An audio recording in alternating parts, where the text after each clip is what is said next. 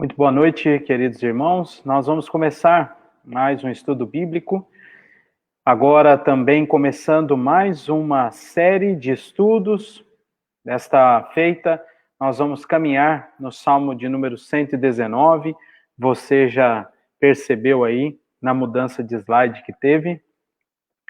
E com grande alegria, já há algum tempo, desejava estudar este salmo com a igreja e entendemos que agora, após terminarmos mais uma série, podemos começar e avançar, com a graça do Senhor, no estudo deste salmo, que é muitas vezes temido por conta do seu tamanho.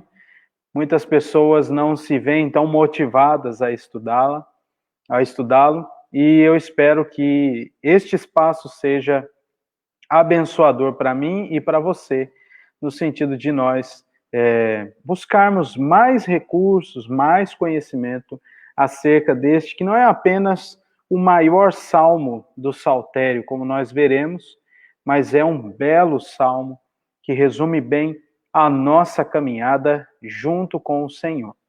Então, sejam todos muito bem-vindos e nós vamos iniciar o nosso estudo desta noite orando, pedindo a bênção do Senhor sobre nós neste momento. Feche os seus olhos, vamos orar. Deus amado, nós te agradecemos porque tu és bom e as tuas misericórdias duram para sempre. Este deve ser o motivo do nosso louvor a ti constantemente, Senhor. Foi também por causa disso que o teu servo Davi separou homens no passado para que conduzissem o teu povo a louvar-te no momento de culto. Louvá-lo porque o Senhor é bom e a tua misericórdia dura para sempre. Te agradecemos por este momento de estudo bíblico, já findando a semana na qual tu estivestes conosco, e te agradecemos por isso. Te pedimos, Senhor, que tu continues então a nos abençoar com tua companhia, com teu ensino, Senhor. Estamos aqui carecidos de ouvir a tua voz. Estamos aqui, ó Deus, submissos, porque nada podemos fazer sem ti e sem a tua condução. Então, ó Deus, te pedimos em nome de Jesus que tu ilumines o nosso entendimento e dê-nos, ó Pai, clareza da tua palavra, para que nós possamos dizer como o salmista escreveu aqui no Salmo 119, quanto amamos a tua lei, e que ela seja de fato, desde já, o nosso prazer, noite e dia. Abençoa-nos, Senhor, nesta trajetória que teremos, baseados no Salmo de número 119. Nós te pedimos isso em nome de Jesus Cristo. Amém. Muito bem, meus irmãos, nós vamos então dar início à nossa série de estudos no Salmo 119. Para os irmãos que acompanhavam aqui frequentemente os nossos estudos presenciais, da mesma maneira que nós já fizemos, esse é um estudo bíblico, né? Tem mais esta característica pastoral de debruçar-nos apenas no texto bíblico, claro, verificando suas implicações, suas lições para a nossa vida, mas diferente do que acabamos de fazer, estudando os 10 mandamentos, nós vamos mais nos ater mesmo à leitura bíblica deste salmo, a estudos de algumas características deste salmo e, por fim, extrair lições dele para nós. Então, eu estou chamando essa nossa caminhada de fundamento inabalável. Os irmãos vão perceber que a proposta deste salmo, que fala sobre o todo da vida do homem em relação a Deus e de seu relacionamento com Deus, os irmãos perceberão que há um fundamento inabalável, do qual este homem parte para as suas realizações e para o qual ele volta em momentos de aflição. Então, estamos aí com essa proposta de chamar de fundamento inabalável esta nova série. Eu peço então a você que abra sua Bíblia no Salmo de número 119. Abra lá. E nós vamos ler do verso 1 ao verso 16.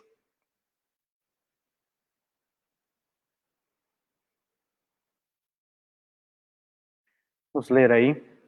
Salmo 119, do verso 1 ao verso 16, assim diz a palavra do nosso Deus.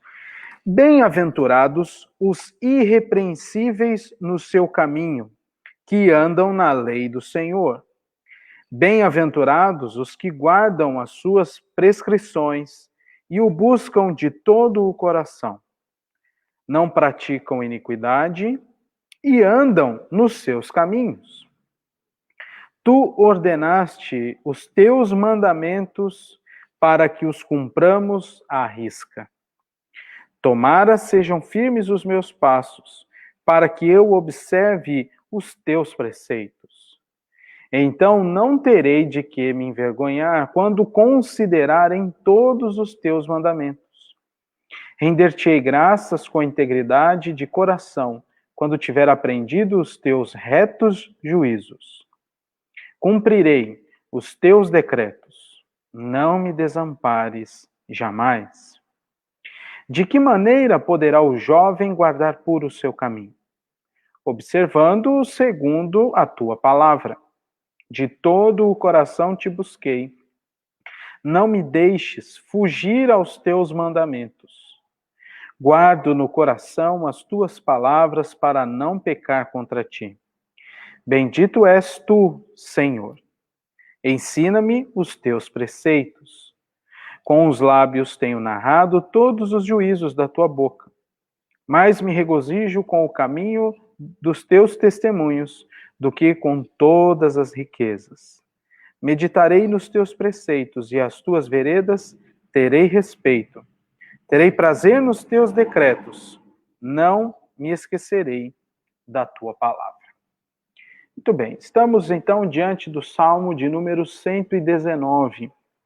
E antes de verificar alguns detalhes destes versos que acabamos de ler, eu gostaria de relembrar aos irmãos algumas questões contextuais, estruturais do livro dos Salmos, bem como do Salmo de número 119. Se você gosta de anotar, tome nota, tem algumas informações interessantes e que vão facilitar a nossa caminhada aqui durante todo o nosso projeto. Né? Então, eu começo dizendo que o livro dos Salmos é conhecido por sua beleza poética, bem como pela exatidão estrutural. O livro dos Salmos tem questões assim milimétricas, de detalhes muito interessantes em sua estrutura. Salmo 119 é um exemplo destes, os irmãos verão a seguir. Todos os salmos da coletânea, independente do seu contexto, são uma resposta à revelação de Deus diante de seus servos. Prestem muita atenção nisso. O livro dos Salmos é uma construção de tempos ao longo de várias eras do povo de Deus, em especial no Antigo Testamento. Isso foi iniciado, como eu citei na oração, pelo nosso querido irmão Davi, o rei Davi, até a construção ali do tabernáculo em Jerusalém. Não havia música no culto de Israel, não propriamente dita como processual litúrgico. Então Davi separa os levitas e os convoca a fazer este espaço, né, a ocupar este espaço, não apenas mais de verificar a ordem no templo, a ordem do tabernáculo, desmontá-lo e montá-lo quando fosse necessário, mas que também eles seriam músicos e cantores para conduzir o povo a louvar ao Senhor. Qual a motivação disso? Davi diz bem claramente, porque o Senhor é bom e a sua misericórdia dura para sempre. Este é o mote que deve marcar em todos os salmos a característica, uma das características de Deus. Em todos eles, este movimento que eu acabei de dizer aqui, né, em toda a coletânea, independente do seu contexto, há o contexto dos salmos escritos por Davi, há o contexto dos salmos escritos pelos próprios levitas, Asaf, Gedutum, os filhos de Corá. Estes levitas têm ali o seu espaço reservado na história, tem também os salmos de romagem, independente do seu contexto. A suma do livro dos Salmos é esta resposta ao Senhor pelos feitos que ele realiza, a maneira como ele se revela ao seu povo. Isso precisa ficar claro diante de nós. E por que esta resposta em forma de cânticos ou de orações? Porque o Senhor é bom e a sua misericórdia dura para sempre. Avançando aqui, meus irmãos, eu trago algo bastante interessante. Aqueles que já têm sua Bíblia de estudo vão encontrar isso aí na grande maioria das Bíblias de estudo. Não é nada de novo, eu não inventei isso aqui, já está pronto, graças a Deus pelos irmãos que nos abençoam.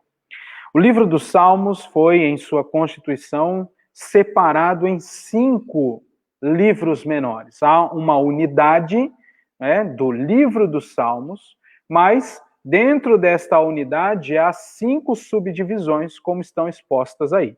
Então, o primeiro livro vai do Salmo 1 ao Salmo 41. O segundo livro do Salmo 42 até o 72. O terceiro livro do Salmo 73 ao Salmo 89. O quarto, do 90 ao 106. O quinto, do 107 ao 149. Então, como está exposto nesta tabela. Essa palavra que a gente não utiliza muito, que está bem ao centro, colofão, é uma inscrição que foi colocada no Salmo 72, verso 20, onde se coloca fim das orações de Davi. Depois os irmãos podem observar lá. Mas há algo muito interessante, além de simples números aqui, e tabelas comparativas. É interessante como o livro dos Salmos foi estruturado. Lembrem-se disso, eu vou ressaltar com muita ênfase isso. A estrutura deste salmo é algo belíssimo, do livro dos Salmos é algo belíssimo. E tudo bem conectado, é uma exatidão maravilhosa, como nós vemos aqui. Ele foi dividido em 5 livros, e ao final de cada livro há uma expressão de louvor ao Senhor. Então eu queria ler estas expressões, as doxologias, com os irmãos agora. Ao final do primeiro livro, lá no Salmo 41, verso 13, por favor, os irmãos abram suas Bíblias.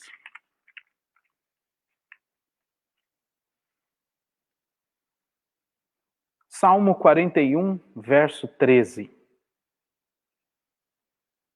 E lá nós lemos o seguinte: bendito seja o Senhor, Deus de Israel, da eternidade para a eternidade. Amém e amém. No final do livro 2, há também uma expressão de louvor no Salmo 72, verso 17. Verso 18, perdão. 18 ao 19. Bendito seja o Senhor Deus, o Deus de Israel, que só Ele opera prodígios. Veja essa resposta. Deus se revela e então o seu povo responde. Então, que só Ele opera prodígios. Bendito para sempre ser o seu glorioso nome, e da sua glória se encha toda a terra. Amém e amém. Depois, ao final do terceiro livro, no Salmo de número 89, verso 52. Por favor, irmãos, abram lá suas Bíblias.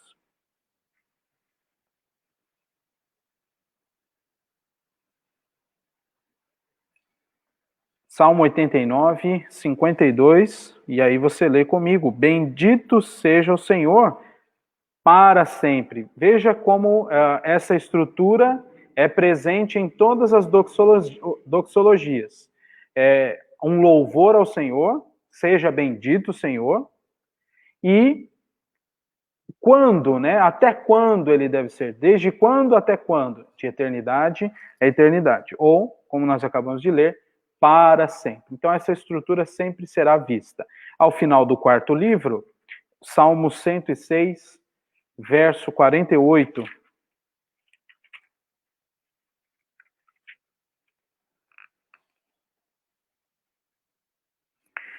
Salmo 106, 48. Bendito seja o Senhor, Deus de Israel, de eternidade a eternidade. E todo o povo diga, amém, aleluia.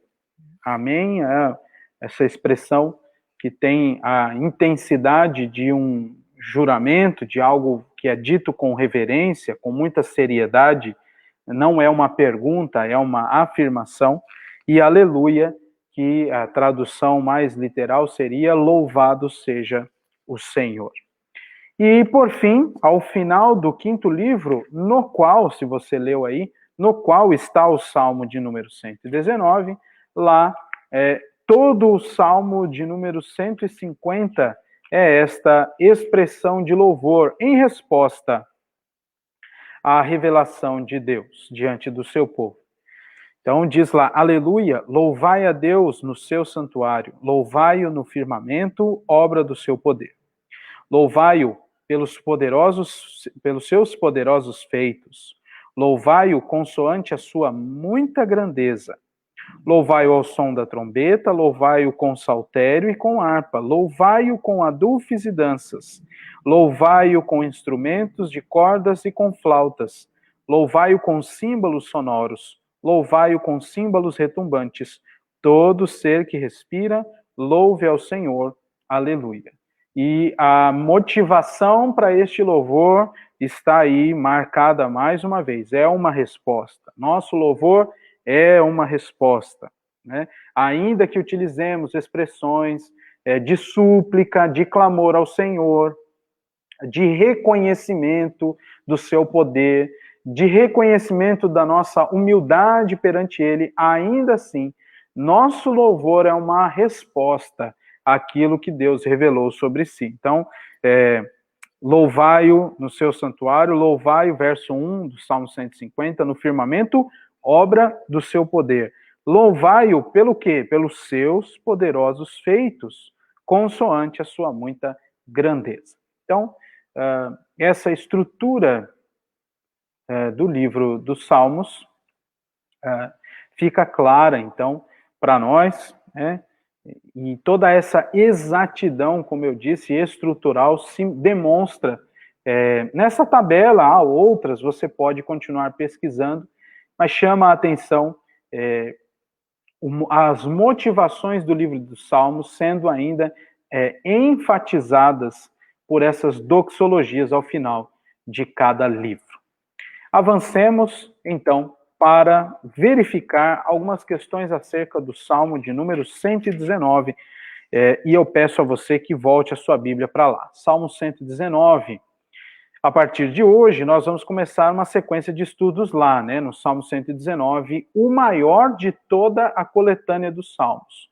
Não há um salmo maior do que este dentro do livro dos Salmos, e os irmãos vão entender por quê a partir de agora. Este salmo tem uma estrutura acróstica, sabe aquele acróstico na coluna, umas letras, e ao lado você puxa uma palavra, A, né? E alguma palavra que comece com A, e assim vai até o final. E no sentido, e neste salmo, não é uma palavra, né? Como a gente via, por exemplo, em alguns adesivos, né? Escrito Jesus, e aí na frente, cada letra começava uma palavra ali. No Salmo de número 119, este acróstico, ele é referente ao alfabeto hebraico. E é feito em conjuntos de 8 versículos. Então preste atenção aí. 22 grupos de 8 versículos, porque o alfabeto grego tem 22 letras. Cada grupo é marcado com uma letra do alfabeto, né? E aí eu coloquei que vai de Aleph a Tav, né? A primeira letra é Aleph e a última letra do alfabeto hebraico é Tav. Então, esta é a primeira coisa. E aqueles que quiserem jogar aí no Google depois, né, buscar lá Salmo 119 em hebraico, vão ver bem marcado, bem delineado, cada início de frase ali, nos conjuntos de 8 versículos. Então, para ser um pouco mais claro, ilustrar, ou talvez ser mais próximo ainda à nossa realidade, imagine assim, cada 8 versículos do Salmo de número 119 começam com a letra A, como se fosse aqui no português. Os próximos 8 com a letra B, os próximos 8 com a letra C, e assim até o final do alfabeto. Só que não é o alfabeto do português brasileiro, é o alfabeto hebraico, que tem 22 letras. E é por isso, e por causa dessa estrutura de acróstico, é que o Salmo tem 176 versículos. São 22 grupos de 8 versículos cada um. Pode fazer a conta que vai dar 176. Se não tiver certo, você reclama com outra pessoa e não comigo, tá bom? Mas vai dar certinho. Muito bem. Eu queria ressaltar outro aspecto estrutural do Salmo, que é a sua estrutura poética. Então, o Salmo 119 é estruturado com paralelismos sintéticos, isto é, ideias que fazem síntese, que se complementam. Em alguns momentos, encerram a ideia no próprio versículo, e em outros, progride para o verso seguinte. Então, é uma ideia completa, como semelhante a alguns provérbios. Então, você tem no versículo de número 1, a ideia que começa até o ponto e vírgula, por exemplo. Eu vou colocar aqui outro exemplo. Vamos pegar o verso de número 9, é um desses exemplos. O verso 12, perdão. Bendito és tu, Senhor. Tem uma ideia aqui. E essa ideia vai ser complementada. Ensina-me os teus preceitos. Então, essa ideia de paralelismos sintéticos. As ideias vão sendo fechadas, concatenadas, em alguns casos, no próprio versículo. Então, seria possível nós utilizarmos, neste caso, sim, apenas um versículo, tem uma ideia completa em cada versículo, e em outros casos, ele vai encerrar a sua ideia em outro verso. E aí este paralelo vai invadir o verso seguinte, tá bom? Mas isso vai ficando mais claro ao longo da nossa sequência de estudos aqui.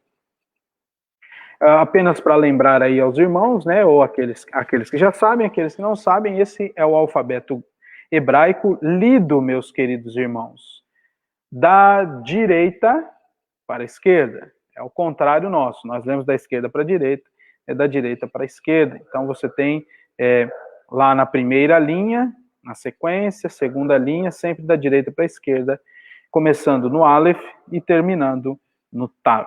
Tá bom? Então você lê assim. Eu não sei se está na sua direção aí. Pode ser que a câmera esteja invertida. Apenas para conhecimento aqui, para que os irmãos vejam como funciona. Eu quero então avançar e agora nós vamos falar da estrutura temática, tá bom? Falamos da estrutura em acróstico, falamos da estrutura poética, e agora vamos falar da estrutura temática deste salmo, que é muitíssimo interessante. Então preste atenção, leia aí comigo, né? Essa oração ressaltará os benefícios que a palavra de Deus traz ao coração do cristão. Então, ao longo de todo o Salmo, esta oração reflete, né, é uma reflexão, é uma meditação deste crente, né, acerca dos benefícios que a palavra de Deus traz ao seu coração. Constantemente os irmãos vão ver isso.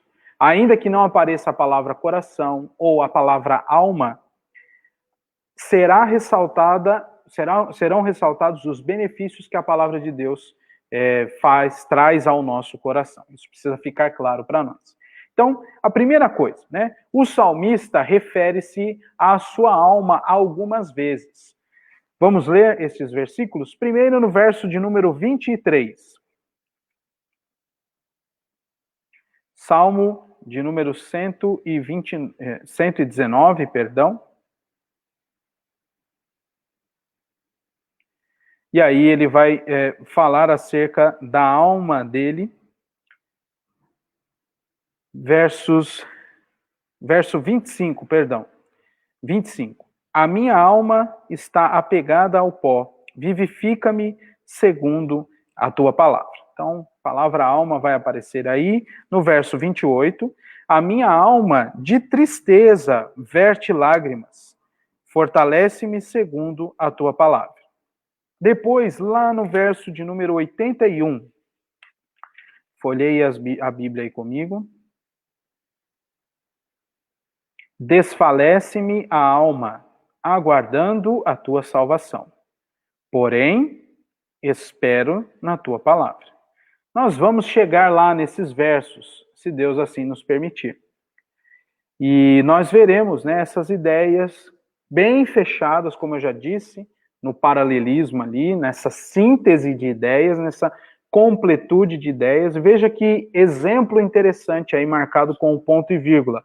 Há duas partes neste versículo. A primeira delas é: desfalece-me a alma, como? Aguardando a tua salvação. Essa é uma verdade que está no coração deste homem e ele está orando ao Senhor. Porém, diz ele, espero na tua palavra. A minha alma vai sendo alimentada pela tua palavra, ao passo que este desejo pela salvação também vai sendo confirmado pela palavra. Nós não vamos falar do Salmo 81, eu vou me segurando aqui, mas os irmãos já entenderam como é a estrutura deste salmo. Que coisa maravilhosa, inspirada pelo Senhor nosso Deus, de maneira tão sábia. Verso de número 129. Admiráveis são os teus testemunhos. Por isso, a minha alma os observa. Então, mais uma vez, a alma sendo citada aqui. Verso 167. Vá treinando os seus olhos aí também para achar os salmos. É claro, apenas hoje nós vamos fazer esse exercício. A partir da próxima semana nós vamos bloco a bloco. Mas vai treinando aí. Versos, e eu também vou treinando aqui para parar de falar salmo. Verso 167. A minha alma tem observado os teus mandamentos, os teus testemunhos. Eu os amo ardentemente. E o verso 175.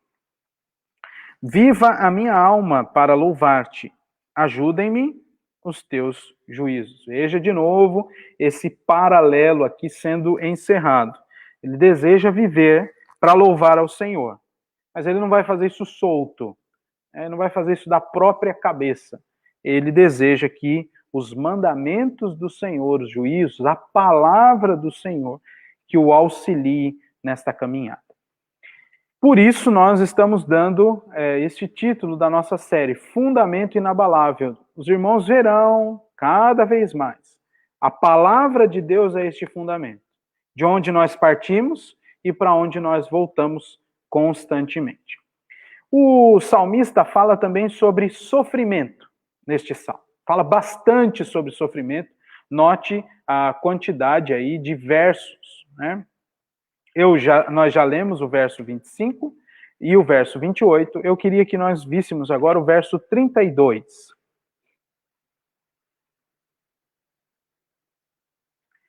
Percorrerei o caminho dos teus mandamentos quando me alegrares o coração.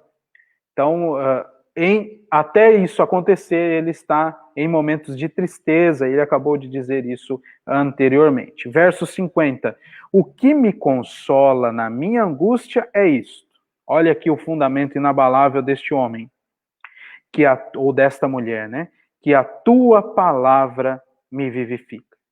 O que me consola na minha angústia é isto, que a tua palavra me vivifica. Que expressão de louvor, de fé no Senhor maravilhosa. Verso de número 67 agora.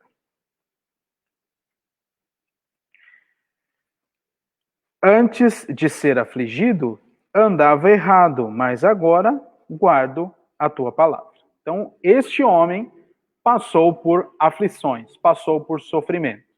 Verso 71.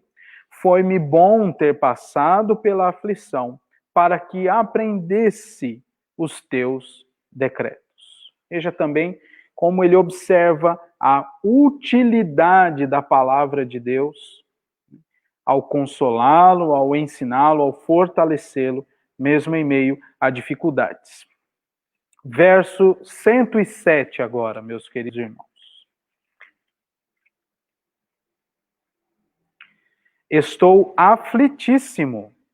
Vivifica-me, Senhor, segundo a tua palavra. Aqui a coisa muda um pouco de cores e ele já está assim mais contristado, né? Está aflitíssimo. Verso 143.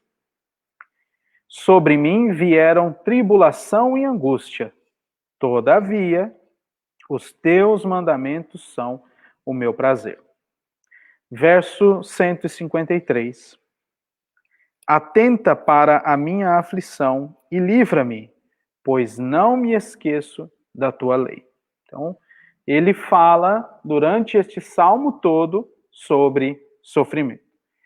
Mas ele muda um pouco o teor da questão ao longo do salmo, quando ele nos ajuda a observar que há algum tipo de sofrimento pelo qual ele passou que é motivado pelos seus adversários, ou, melhor qualificado, os inimigos de Deus. E aí ele vai colocar, ele vai nos mostrar como eu resumi aí, né? Sofrimentos advindos da observância da lei de Deus. Pelo fato de ele andar na justiça, desejar a lei de Deus, não andar no caminho dos ímpios, como diz lá o Salmo de número 1, ele sofrerá por isso. Ele sofrerá por causa da justiça. Né? Se tornará bem-aventurado, e ele vai dizer isso. Né? Mas ele mostra bastante isso com quantidade de versos, né? Várias vezes, que ele sim sofreu, e sofrimentos advindos da sua observância na lei do Senhor. E olha só como isso fica interessante. Verso 41. Volta lá. Essa é a última vez que nós vamos fazer isso, tá bom? Então, se você já treinou os seus olhos, ok. Se não, você volta o vídeo depois e faz o treinamento outra vez. Do verso 41 ao verso 56. São 2 blocos aqui. São 16 versículos. Lembram-se lá, as letras do alfabeto? 2 grupos de 8 versículos. Do verso 41 ao verso 56, eles dizem assim: Venham também sobre mim as tuas misericórdias, Senhor, e a tua salvação, segundo a tua promessa. E saberei responder aos que me insultam, pois confio na tua palavra. Não tires jamais de minha boca a palavra da verdade, pois tenho esperado nos teus juízos. Assim observarei de contínuo a tua lei, para todo sempre, e andarei com largueza, pois me empenho pelos teus preceitos. Também falarei dos teus testemunhos na presença dos reis, e não me envergonharei. Terei prazer nos teus mandamentos, os quais eu amo. Para os teus mandamentos que amo, levantarei as mãos e meditarei nos teus decretos. Lembra-te da promessa que fizeste ao teu servo, na qual me tens feito esperar. O que me consola na minha angústia é isto, que a tua palavra me vivifica. Os soberbos zombam continuamente de mim, todavia não me afasto da tua lei. Lembro-me dos teus juízos de outrora e me conforto, ó Senhor. De mim se apoderou a indignação, por causa dos pecadores que abandonaram a tua lei. Os teus decretos são motivo dos meus cânticos, na casa da minha peregrinação. Lembro-me, Senhor, do teu nome durante a noite e observo a tua lei.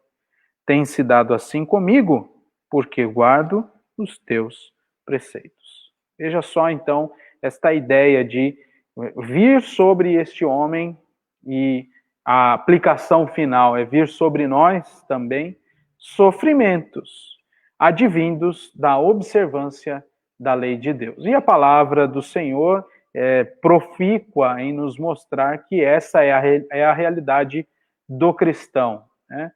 Nós sofreremos por causa do nome de Cristo, nós sofreremos por causa da justiça, e por isso somos considerados bem-aventurados, né? Tanto no ensino de Cristo, quanto no ensino dos apóstolos, você vê isso com variedade, né? Com muitas e muitas vezes no Novo Testamento.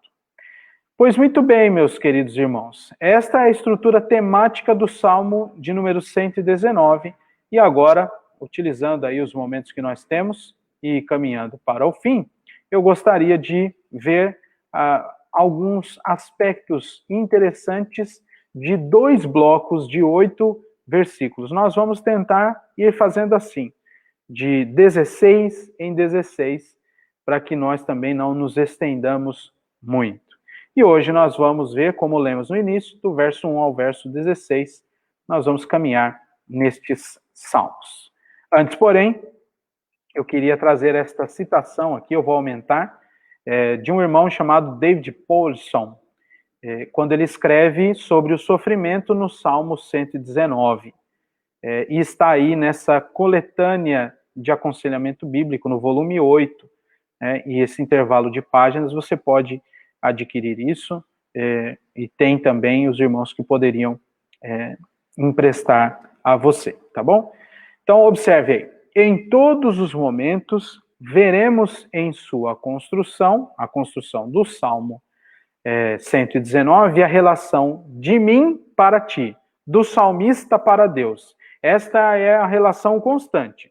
Sempre este salmo será do salmista para Deus. Ainda que fale dos sofrimentos, ainda que fale dos inimigos, sempre será uma resposta deste salmista ao Senhor.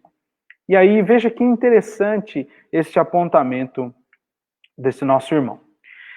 Podemos resumir o Salmo em 4 elementos estruturais. O primeiro deles é: tu és, tu dizes e tu fazes, quando o salmista fala isso de Deus. E um segundo grupo, um segundo elemento é: eu estou lutando com, onde o salmista expõe o seu coração e as lutas que tem enfrentado. Terceiro elemento estrutural é: eu preciso que tu faça alguma coisa em relação, né, aos teus, a essas coisas com as quais eu venho lutando. E por fim, eu me comprometo a.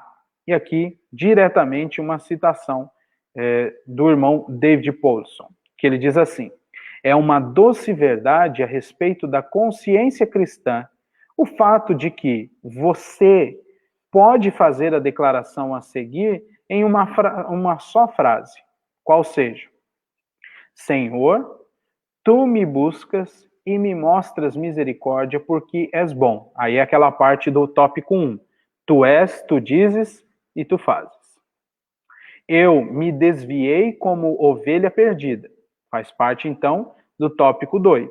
Estou lutando com. Vem em busca do teu servo. Tópico 3, né? Eu preciso que tu faça isso, isso, isso. E, por fim, não me esqueço dos teus mandamentos, que completaria, né, aquela frase: eu me comprometo a, por exemplo, não esquecer dos teus mandamentos. Então, fica também registrada estas questões assim estruturais de um outro irmão que fez este estudo com maior vagar também, mas nesta orientação de observar o papel do sofrimento no Salmo 119, como o salmista fala de seus sofrimentos ao Senhor, seus motivadores, né, e como ele reconhece em Deus ser a fonte, Deus sendo a fonte para o consolo de sua alma, para a satisfação deste incômodo trazido pelos sofrimentos. Muito bem, vamos então olhar o nosso Salmo 119, do verso 1 ao verso 16, lembrando sempre, irmãos, que o Salmo 119 trata-se de uma oração direcionada ao Senhor, o Deus da aliança, né, a Iavé, em resposta à sua revelação e a seus feitos na vida do salmista.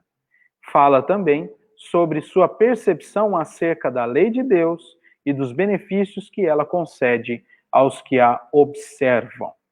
E aí, a primeira parte é esta, do verso 1 ao verso 8, eu coloquei aqui a letrinha do hebraico, né? Para os irmãos se lembrarem daquela ideia do acróstico do alfabeto hebraico. Então, esses 8 versículos, esse conjunto de 8 versículos, todos os versos começam com essa letra, todos, sem exceção. Depois você pode procurar, depois você pede para mim. Não, pastor, manda uma foto aí para mim. Eu mando uma foto para você do texto hebraico. Então, eu só não coloquei aqui para não ficar fora de propósito também e parecer algo que não deveria parecer, tá bom? Se você quiser, me peça aqui no WhatsApp, eu mando para você uma fotinho, para você guardar de recordação, tá bom? E tenta ler depois.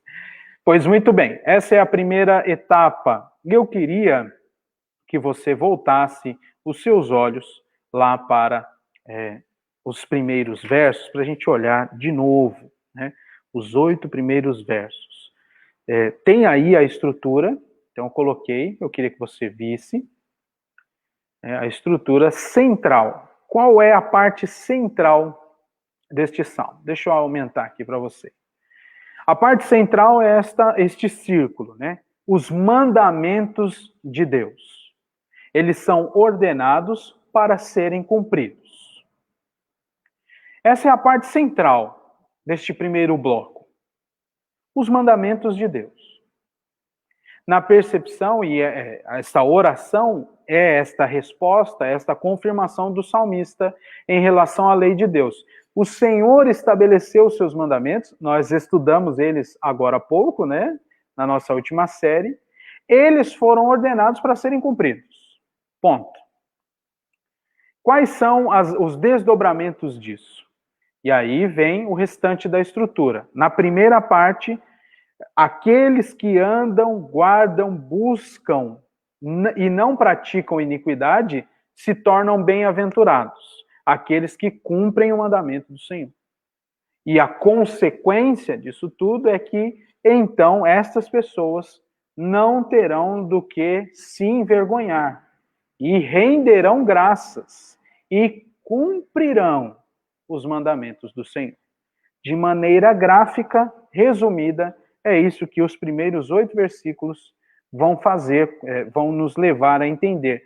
E é claro, essa tônica abrange todo o salmo, né? Porque todo o salmo falará da lei de Deus, da palavra de Deus, dos seus benefícios, como eu já disse aqui. Então, eu queria que você lesse comigo, com essa ideia gráfica que está posta aí, gostaria que você lesse comigo com atenção estes primeiros 8 versículos, porque eles vão nos mostrar toda essa ideia bem caracterizada aqui, bem marcada. Então vamos lá. Verso de número 1.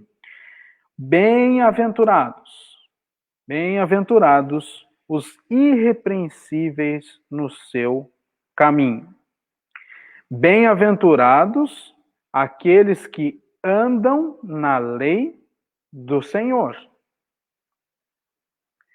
Bem-aventurados, verso 2, os que guardam as suas prescrições e o buscam de todo o coração. São também bem-aventurados esses do grupo do verso 3, aqueles que não praticam a iniquidade e andam nos teus caminhos. E todas as vezes, irmãos, que essa ideia de caminhos do Senhor for ressaltada, isso faz sentido, faz menção, melhor dizendo, aos mandamentos do Senhor, seus estatutos, suas leis, seus juízos, vários adjetivos são colocados na palavra de Deus. Então, constantemente, E dos adjetivos aqui é a palavra caminho. E aí, a parte central, como eu mostrei neste círculo, o verso de número 4. Tu ordenaste os teus mandamentos para que os cumpramos. E aí tem essa intensificação, né? À risca. E um desejo dele, uma súplica, quando ele diz: tomara sejam firmes os meus passos, para que eu observe os teus mandamentos. Aqui nós podemos fazer uma aplicação para todos nós, que é algo perceptível nas palavras do salmista. Uma coisa é a realidade dos mandamentos de Deus, sua constituição, sua instituição. Eles são invioláveis, eles são inquebráveis. Deus os constituiu. Ponto. Como nós já estudamos. E a grande questão e o desejo do crente deve ser poder cumprir estes mandamentos. Uma vez que eles estão fundados, firmados, a nossa responsabilidade é observá-los. É claro, nós somos pecadores. E o nosso pecado tornará o nosso coração inclinado a rejeitar e a fazer tudo ao contrário daquilo que Deus estabeleceu, que é a vontade dele. É neste sentido que nós precisamos ser perdoados. Primeiro, lançar sobre as trevas do nosso coração a luz, fazendo-nos enxergar, né, a nossa falha, o descumprimento da vontade do Senhor revelada nos seus mandamentos. Depois, a certeza de que há alguém que fez isso em nosso lugar, que é o Senhor Jesus Cristo, o nosso substituto. A lei, ela está estabelecida, a lei precisa ser cumprida. Nenhum homem poderá fazer. E Deus, porque amou o mundo de tal maneira, enviou o seu Filho para realizar essa obra. Mas é necessário que nós creiamos neste Filho. Como nós já temos estudado aqui no Evangelho de João. O próprio Jesus diz: quem crê em mim não está julgado, não será julgado. Quem não crê já está julgado, porquanto não creu no unigênito Filho de Deus. Nada, nem mesmo a nossa falta de vontade, vai alterar a vontade de Deus estabelecida e revelada nos seus mandamentos. Não quer dizer também que nós não somos responsabilizados, porque elas estão aí, diante de nós. Além disso, Deus reservou e inscreveu no coração de todos os homens a sua lei. Essa questão moral que alguns têm em maior, que todos têm em maior ou menor medida, é a lei de Deus inscrita em seus corações. Por isso, o apóstolo Paulo vai dizer: os homens são indesculpáveis, porque eles têm o conhecimento do Senhor. Então, note como no Salmo 119, e essa parte introdutória aqui, até poderíamos chamar, ela vai esparramar para o restante do Salmo essa ideia central dos mandamentos do Senhor. Eles são para ser cumpridos. E aí o desejo do salmista é: tomara sejam firmes os meus passos, para eu cumprir estes mandamentos. E aí vem aquela outra caixa que eu coloquei ali, que é a consequência disso, né? Então, né, não terei de que me envergonhar, quando considerarem todos os teus mandamentos. Render-te-ei graças com integridade de coração, quando tiver aprendido os teus retos juízos. Cumprirei os teus decretos, não me desampares jamais. Agora observe que coisa interessante, a partir do verso de número 6. Então, não terei do que me envergonhar, quando eu considerar nos teus testemunhos, os teus mandamentos. E o inverso disso? É verificável? Sim. E é com grande tristeza que nós precisamos encarar este fato. A lei de Deus está estabelecida. Nós somos chamados a cumpri-la. E quando nós passamos, ainda que por causa dos méritos de Cristo, a cumprir esta lei, a desejar a desejar obedecê-la, é uma maravilha. Não teremos do que nos envergonhar. Porém, quando nós falhamos, há motivos de sobra para nos envergonhar. Porque estava estampado diante de nós. Estava ali. Não faça isso. E a consequência lógica é, faça aquilo outro. Não faça isso ou deixe de fazer isso. Estava ali diante de nós. E quando nós falhamos, temos muitos motivos para nos envergonhar. Abra sua Bíblia comigo em Romanos capítulo 6, onde Paulo vai abordar essa questão do pecado trazer vergonha para nós.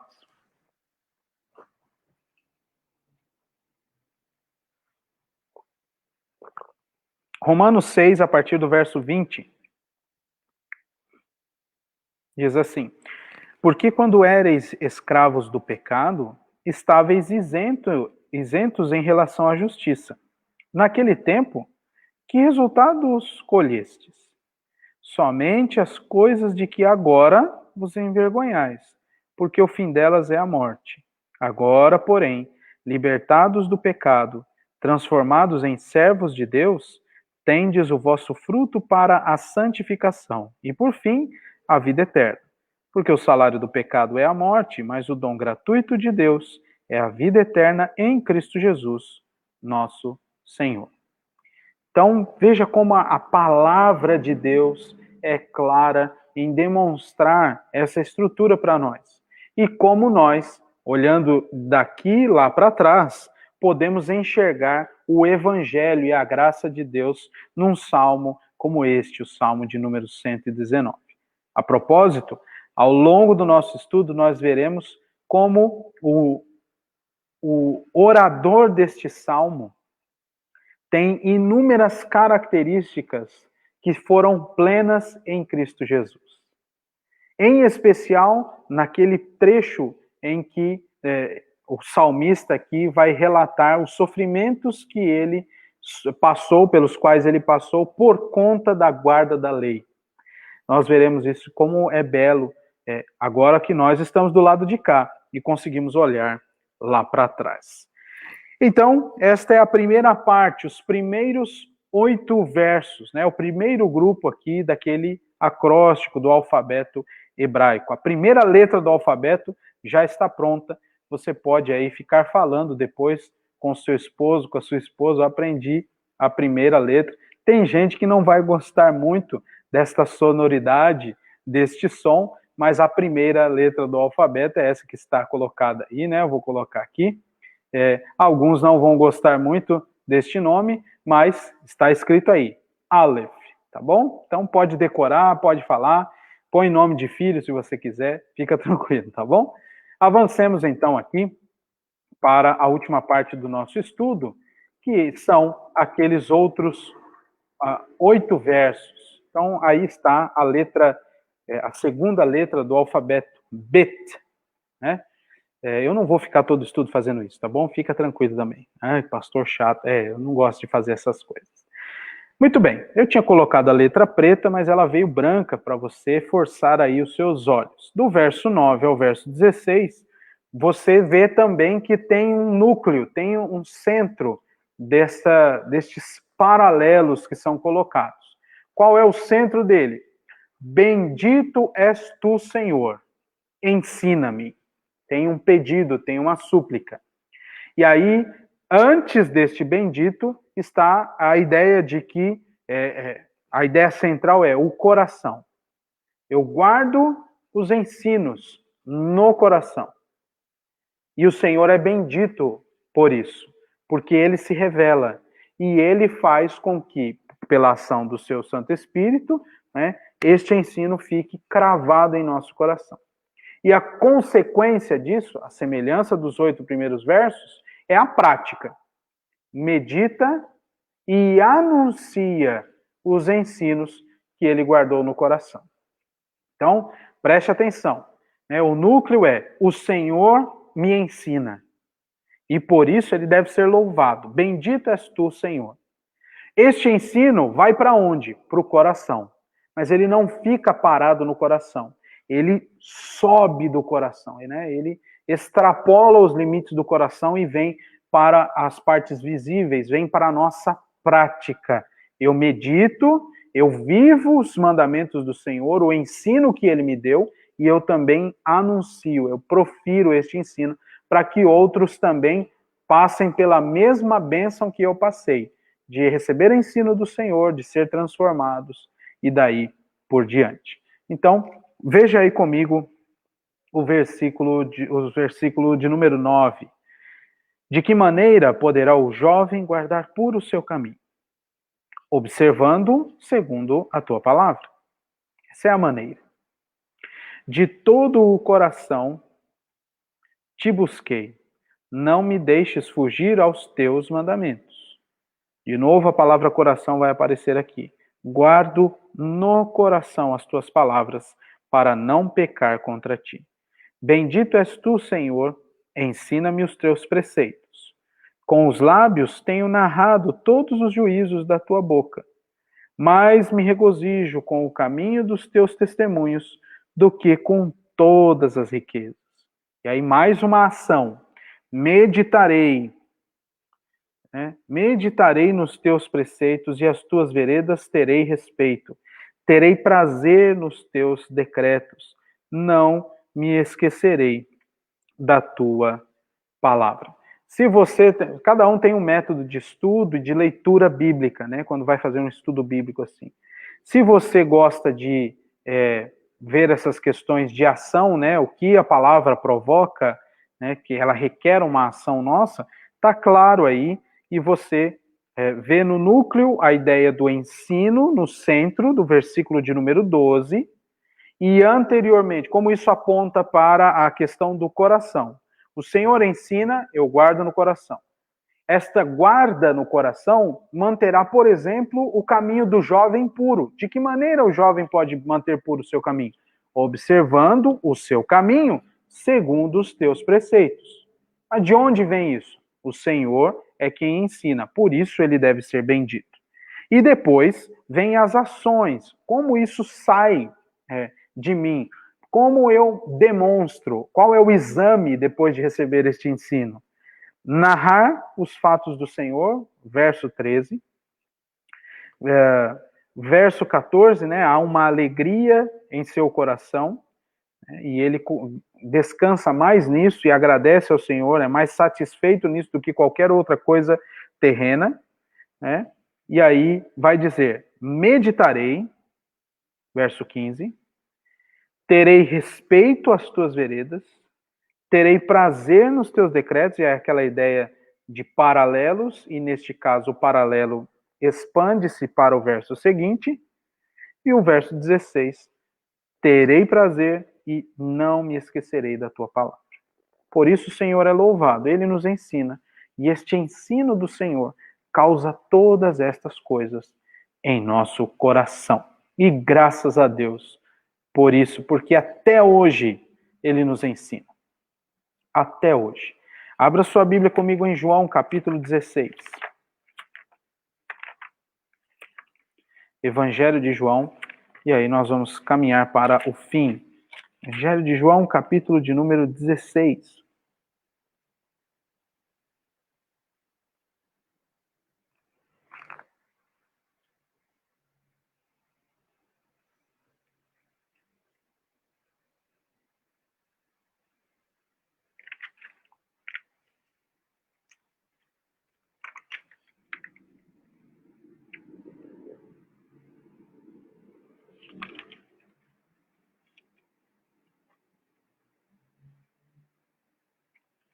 E diz assim, João 16, a partir do versículo de número 7. Mas eu vos digo a verdade, convém-vos que eu vá, porque se eu não for, o Consolador não virá para vós outros. Se, porém, eu for, eu vou-lo enviarei. Quando ele vier, convencerá o mundo do pecado, da justiça e do juízo. Do pecado, porque não creem em mim. Da justiça, porque vou para o Pai e não me vereis mais. Do juízo, porque o príncipe deste mundo já está julgado. Tenho ainda muito o que vos dizer, mas vós não podeis suportar agora. Quando vier, porém, o Espírito da verdade, ele vos guiará a toda a verdade, porque não fala por si mesmo, mas dirá tudo o que tiver ouvido e vos anunciará as coisas que hão de vir. Ele me glorificará, porque há de receber do que é meu e vou-lo-á de anunciar. Veja como o Senhor continua a nos ensinar, agora, pela ação poderosa do Espírito Santo. Volte um pouquinho a página da sua Bíblia para o capítulo 14 de João.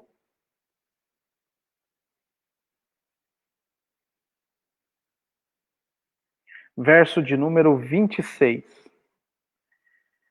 João 14, 26. Mas o Consolador, o Espírito Santo, a quem o Pai enviará em meu nome, esse vos ensinará todas as coisas e vos fará lembrar de tudo o que vos tenho dito.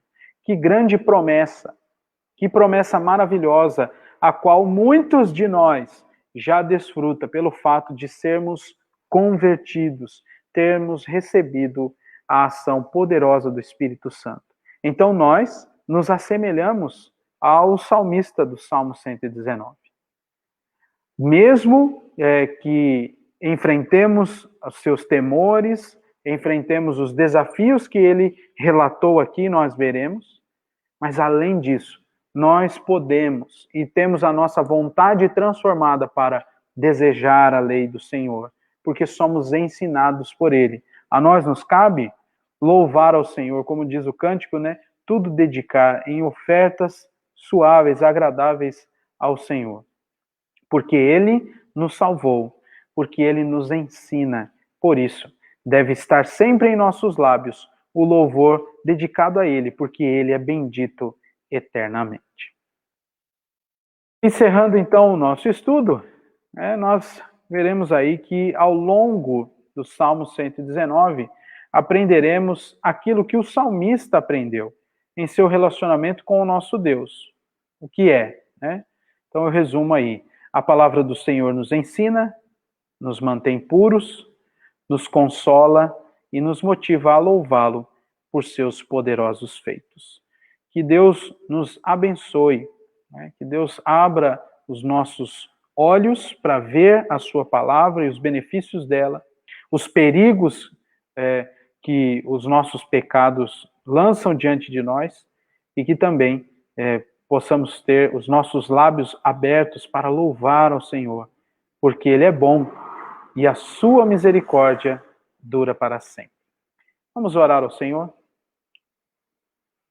Pai bendito, te agradecemos por este estudo, te pedimos, Senhor, que tu continues a nos abençoar. Te agradecemos pelo teu ensino constante, te louvamos pela tua palavra, que é luz para o nosso caminho.